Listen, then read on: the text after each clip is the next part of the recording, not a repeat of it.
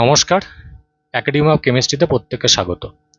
আজকের এই পার্টিকুলার ক্লাসটায় যেটা আমরা স্টাডি করব সেটা হচ্ছে classification of chiral carbon containing মলিকুলে বাকি যে দুটো পার্ট আছে সেটা হচ্ছে রেসিমিক মিক্সচার আর হচ্ছে মেসো কম্পাউন্ড। তো রেসিমিক মিক্সচার মানেটা কি?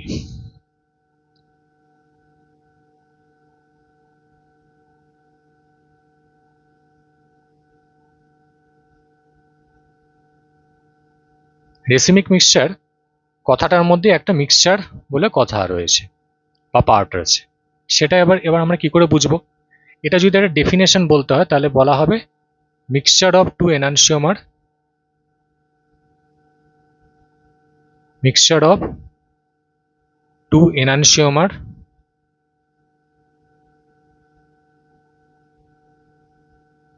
present in 1:1 ratio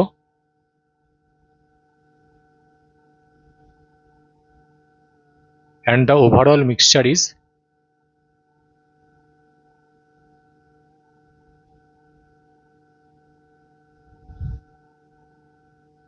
optically inactive.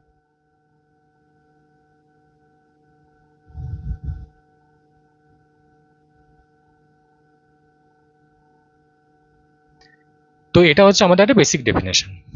Mixture of two enantiomer present in 1:1 ratio and the overall mixture is optically inactive. এবার কথাটার মধ্যে মিক্সচার টার্মটা আছে, তাহলে আমরা যদি একটা এনানসিওমারকে দেখে নিই তাহলে ফার্স্টে দেখতে হবে আমাদের এনানসিওমারের ক্যারেক্টারিস্টিক্সগুলো কীরকম হবে। সাপোজ এটা আমরা একটা এনানসিওমারকে কনসিডার করছি।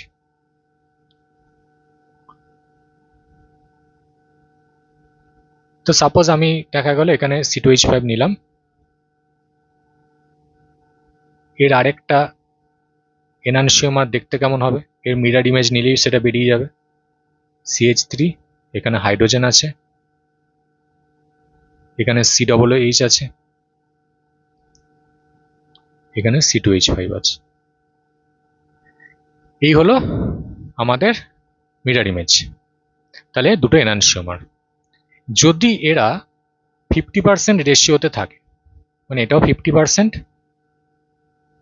এটাও 50%, তাহলে এদের ওভারঅল মিক্সচারটা কিন্তু অপটিক্যালি ইনঅ্যাক্টিভ হবে। মানে এই মলিকুলটা ইন্ডিভিজুয়াল ভাবে অপটিক্যালি অ্যাক্টিভ, এই মলিকুলটা ইন্ডিভিজুয়াল ভাবে অপটিক্যালি অ্যাক্টিভ, কিন্তু যখন আমি এদের মিক্সচারটা নেব 1:1 রেশিওতে তখন সেটা হবে আমাদের অপটিক্যালি ইনঅ্যাক্টিভ।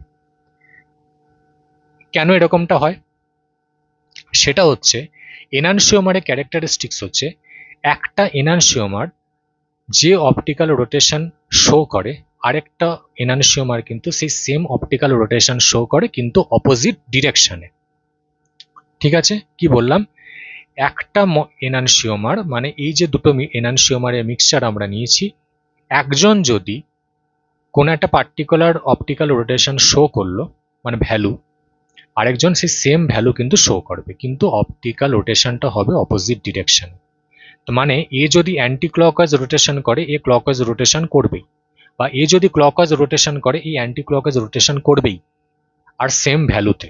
মানে আমরা যদি কনসিডার করে নিই যে এটা +x ডিগ্রি রোটেশন করছে অপটিক্যাল রোটেশনটা, তাহলে এটা কিন্তু -x ডিগ্রি করবেই করবে। ঠিক আছে, -x ডিগ্রি করবেই করবে। তার মানেটা কি দাঁড়ালো?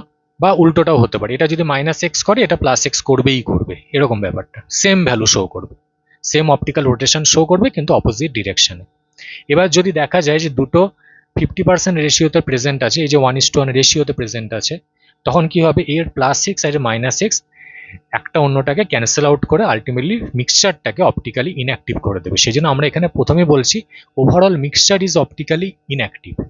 এই মলিকুলগুলো কিন্তু ইন্ডিভিজুয়াল ভাবে অপটিক্যালি অ্যাক্টিভ, এও অপটিক্যালি অ্যাক্টিভ এও অপটিক্যালি অ্যাক্টিভ, কিন্তু এদের মিক্সচারটা optically inactive.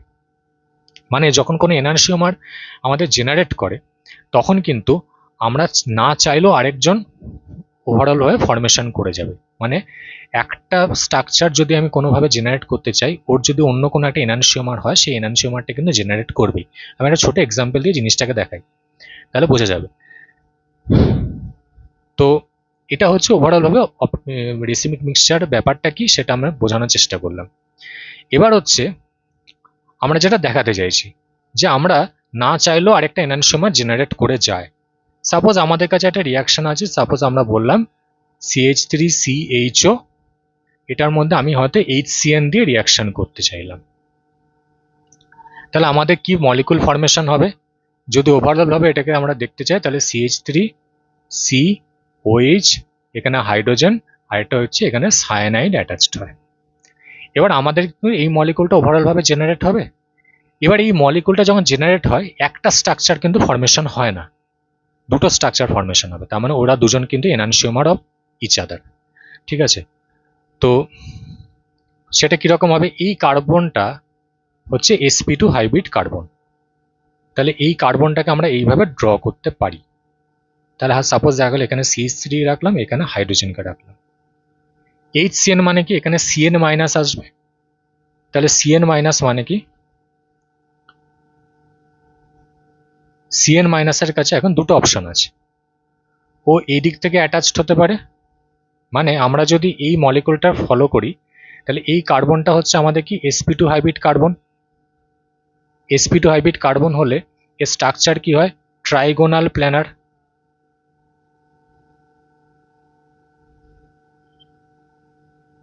Trigonal planar, trigonal planar যদি হয় তাহলে মলিকুলটা দেখতে হবে এরকম ধরনের।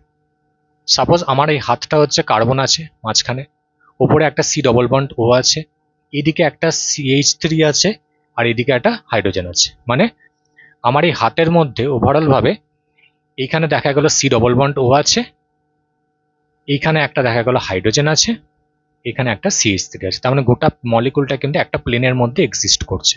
তার মানে এবার যদি আমি মলিকুলটাকে এইভাবে দেখি, তার মানে একটা C ডবল বন্ড এখানে, একটা CH3 অ্যাবাভ দ্য প্লেন, একটা হাইড্রোজেন বিলো দ্য প্লেন, এইভাবে আছে। ঠিক আছে, তাহলে গোটা মলিকুলটা একটা প্লেনের মধ্যে এক্সিস্ট করছে। প্লেনের মধ্যে যদি এক্সিস্ট করে, এখানে নিউক্লিও ফাইলটাকে CN মাইনাস, এখান থেকে কে বেরিয়ে আসছে? CN মাইনাসটা বেরিয়ে আসছে, এটা নিউক্লিও ফাইল।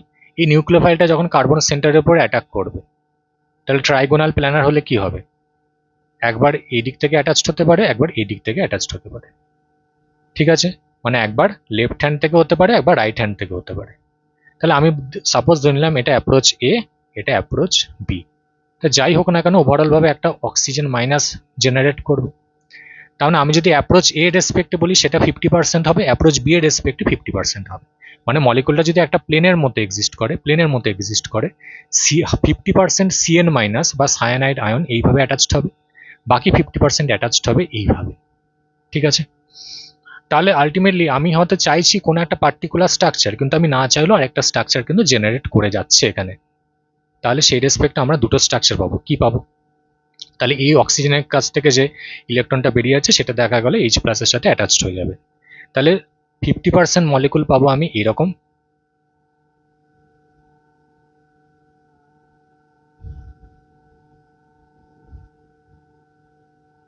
বাকি 50% মলিকুল পাবো আমরা এরকম।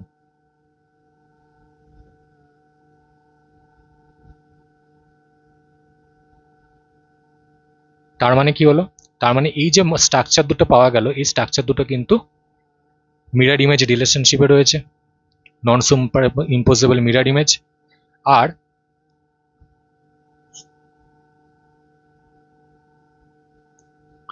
আমি হয়তো চেয়েছিলাম এই মলিকুলটা, কিন্তু আমি না চাইলেও আরেকটা মলিকুল ফর্মেশন হয়ে যাচ্ছে। তার মানে এই যে মলিকুল দুটো ফর্মেশন হবে এরা ইন্ডিভিজুয়াল ভাবে অপটিক্যালি অ্যাক্টিভ, কিন্তু এরা 50% রেশিওতে জেনারেট করেছে। তার মানে এদের ওভারঅল মিক্সচারটা কিন্তু অপটিক্যালি ইনঅ্যাক্টিভ হবে। যখন মিক্সচার থেকে আমরা ওদেরকে সেপারেট আউট করব তখন আমাদের অপটিক্যাল অ্যাক্টিভিটিগুলো ওরা ইন্ডিভিজুয়ালি শো করতে পারবে। এই হচ্ছে রেসিমিক মিক্সচারের ব্যাপার। তো পরের কেসটা যেটা আমরা দেখবো, তার মানে এই রেসপেক্টে কিন্তু অপটিক্যালি ইনঅ্যাক্টিভ হয়ে যাচ্ছে এরা। কাইরাল কার্বন আছে কিন্তু overall mixture is optically inactive, এই হলো ব্যাপার। পরের কেসটা আমরা কি পাবো? সেটা হচ্ছে মেসো কম্পাউন্ড।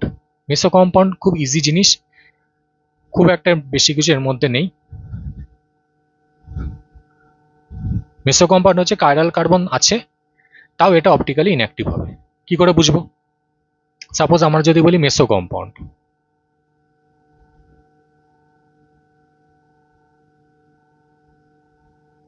মেসো কম্পাউন্ড মানে কি? একটা এক্সাম্পল দিয়ে জিনিসটাকে আমরা বুঝিয়ে দেবো। সাপোজ দেখা গেল এখানে OH আছে, এখানে হাইড্রোজেন আছে, আবার এখানে OH আছে, এখানে হাইড্রোজেন আছে। তার মানে এই স্ট্রাকচারটা কাইরাল কার্বন কন্টেনিং মলিকুল। কেন, কি করে বুঝছি? এই কার্বন, এই সেন্টারটা কাইরাল সেন্টার, এই সেন্টারটা কাইরাল সেন্টার। কি করে হচ্ছে? এই কার্বনটার সাথে OH গ্রুপ অ্যাটাচড আছে, হাইড্রোজেন আছে, CH3 আছে, আর এত বড় একটা গ্রুপ অ্যাটাচড আছে। ঠিক আছে, তাহলে কাইরাল সেন্টার হচ্ছে। আবার ঠিক নিচের কেসটাও ঠিক তাই, সেম ভাবে হচ্ছে। CH3 আছে, OH আছে, হাইড্রোজেন আছে, এত বড় একটা গ্রুপ আছে। কিন্তু আমরা যদি ভালো করে ফলো করি, এই মলিকুলটার মিডিল পোর্শন দিয়ে একটা প্লেন অফ সিমেট্রি পাস করে যাবে। মানে আমরা যদি এখান দিয়ে একটা সিগমা প্লেনকে পাস করাতে চাই, তাহলে কিন্তু সেটা পাস করছে সিগমা প্লেন অফ সিমেট্রি। মানে সিমেট্রি এলিমেন্ট আছে, সিগমা প্লেন আছে, তার মানে সিমেট্রি এলিমেন্ট আছে, তার মানে মলিকুলটা কাইরাল কার্বন আছে, কিন্তু এটা অপটিক্যালি ইনঅ্যাক্টিভ হয়ে যাবে। এই হলো ব্যাপার।